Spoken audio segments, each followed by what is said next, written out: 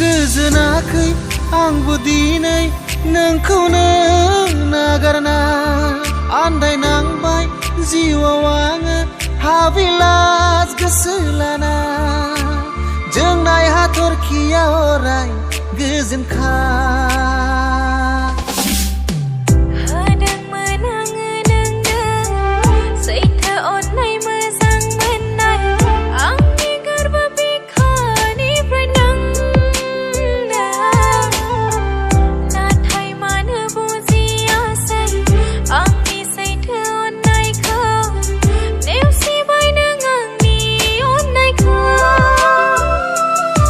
बिखाया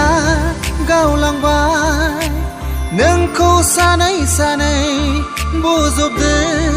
आंखौ नों गावनि साननानै निमाहा होदो नों आंखौ गावनि सानना